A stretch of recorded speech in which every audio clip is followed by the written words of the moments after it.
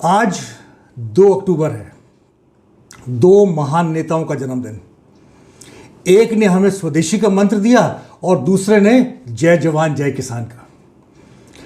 ये मेरा मानना है कि इन दोनों के मंत्रों को अगर किसी ने सही मायने में अपनाया है, उनका सही रूप में अनुपालन किया है और सच्चे दिल से उन्हें लागू किया है, तो वो है हमारे प्रधानमंत्री श्री नरेंद्र मोदी।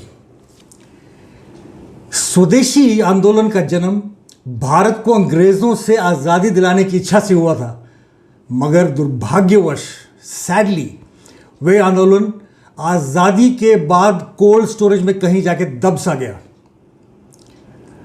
जय जवान जय किसान का मंत्र भारत को एक समृद्ध शक्ति के रूप में खड़ा करने का था, मगर दुर्भाग्यवश वहां भी राजनीति, व्यक्तिगत लाभ, भ्रष्टाचार वगैरह वगैरह ने वहां भी सेंध लगा दी। मुझे व्यक्तिगत रूप से लगता है कि ये दोनों मंत्र एक सिक्के का एक ही पहलू है और प्रधानमंत्री नरेंद्र मोदी का आत्मनिर्भर भारत का जो विजन वास्तव में उसी सिक्के का दूसरा पहलू है।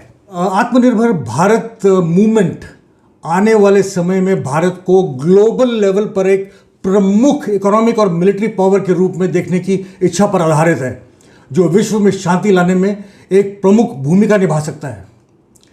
दुख की बात है कि जिस देश ने अनादिकाल से अपने आत्मनिर्भरता की भावना पर गर्व किया है और जहां स्वतंत्रता के बाद डिफेंस प्रोडक्शन के लिए एक बड़ा पोटेंशियल और इकोसिस्टम भी था, वहां पिछले 7 दशकों से उस दिशा में कोई गंभीर प्रयास नहीं किए गए।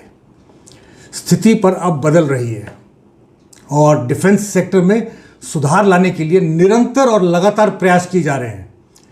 मुझे लगता है कि डिफेंस सेक्टर में आत्मनिर्भरता के सरकार के हालिया रुख और इसे बढ़ावा देने के लिए उठाए गए कदमों के पीछे कारणों को समझना बेहद ज़रूरी है, जैसे अर्पिता, मेजर मोहम्मद अली शाह और मोनिका जी ने कहा। आज की तारीख में भारत दुनिया का दूसरा सबसे बड़ा आर्म्स इंपोर्टर है। इस कारण आर्थिक रूप से भारत के इंपोर्ट बिल में वृद्धि हुई है, लगातार वृद्धि होती जा रही थी, जिसने करंट अकाउंट डेफिसिट को बढ़ाने में योगदान दिया था।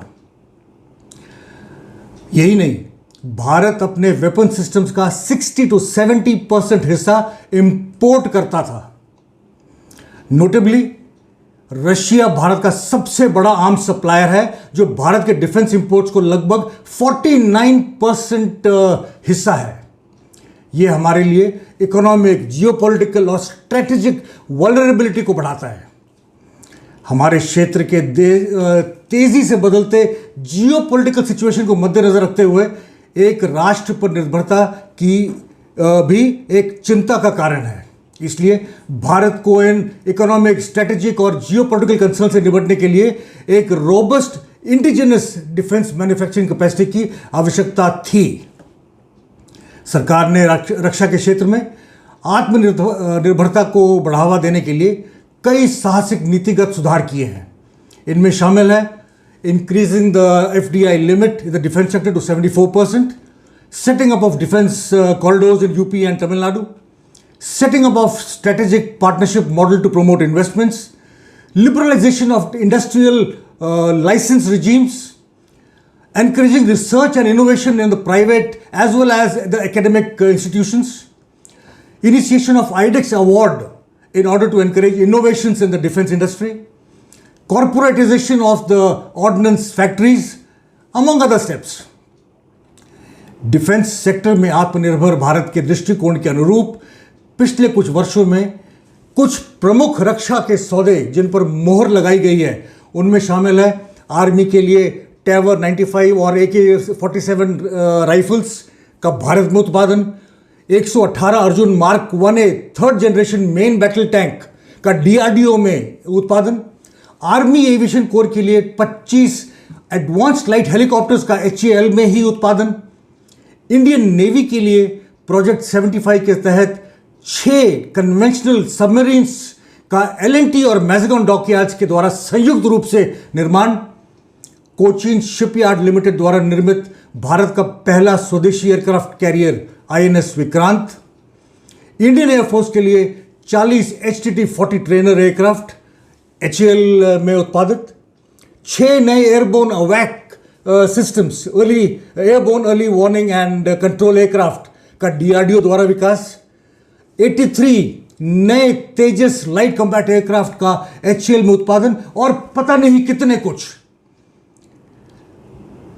घरेलू उत्पादन को प्रोत्साहित करने के लिए अगस्त 2020 में भारत सरकार ने रक्षा उपकरणों के और प्रणालियों के 101 वस्तुओं को और मई 2021 में एक अतिरिक्त 108 वस्तुएं और के आयात पर प्रतिबंध लगाने की घोषणा की। इस कदम से अकेले स्वदेशी रूप से निर्मित डिफेंस इक्विपमेंट से 1 लाख करोड़ रुपए से अधिक की बचत होगी। और हम बात करें आत्मनिर्भर भारत की, तो इज दिस नॉट रियली आत्मनिर्भरता की तरफ जा रहे हैं हम लोग? भारतीय डिफेंस सेक्टर ने इस प्रकार साबित कर दिया है कि it can be one of the most important drivers of growth और भारत को न केवल $5 ट्रिलियन इकोनॉमी के लक्ष्य तक पहुंचाने में, बल्कि युवाओं को रोजगार के नए अवसर पैदा करने में भी एक प्रमुख भूमिका निभा सकता है डिफेंस सेक्टर। धीरे ही सही लेकिन लगातार भारतीय एरोस्पेस और डिफेंस इंडस्ट्री न केवल आत्मनिर्भरता की तरफ कदम रख रहा है, बल्कि मित्र देशों को डिफेंस इक्विपमेंट और मिसाइल्स निर्यात करके अपने डिफेंस इंडस्ट्री को भी बढ़ावा दे रहा है। सरकार ने 2025 तक भारत में $26 बिलियन की डिफेंस इंडस्ट्री और कम से कम $5 बिलियन यानी कि 35,000 करोड़ रुपए के डिफेंस एक्सपोर्ट का लक्ष्य रखा है। इन महत्वपूर्ण कदमों के परिणाम स्वरूप भारत, जो अब तक हथियारों का दूसरा सबसे बड़ा इंपोर्टर था, 2020 की नवीनतम Stockholm International Peace Research Institute की रिपोर्ट के अनुसार डिफेंस इक्विपमेंट के विश्व के टॉप 20 एक्सपोर्टर्स की सूची में शामिल हो गया है। इसको कहते हैं आत्मनिर्भरता। रक्षा क्षेत्र में आत्मनिर्भरता जो न केवल भारत को आर्थिक और सैन्य दोनों रूप से मजबूत करने की शक्ति रखती है, बल्कि हमारी समृद्धि, विरासत और हमारे पास्ट की महिमा को भी वापस लाने की शक्ति रखती है। और जैसे अर्पिता जी ने कहा, जिसको हम सुन सुन के बड़े हुए हैं, सोने की चिड़िया। दोस्तों, मैं प्रेम धवन द्वारा लिखित फिल्म हम हिंदुस्तानी के मुखड़े के बोल से अपनी बात समाप्त करना चाहता हूं, जो इस परिदृश्य में सबसे उपयुक्त है। छोड़ो कल की बातें, कल की बात पुरानी, नए दौर में लिखेंगे मिलकर नई कहानी। हम हिंदुस्तानी, हम हिंदुस्तानी। Thank you very much. जय हिंद।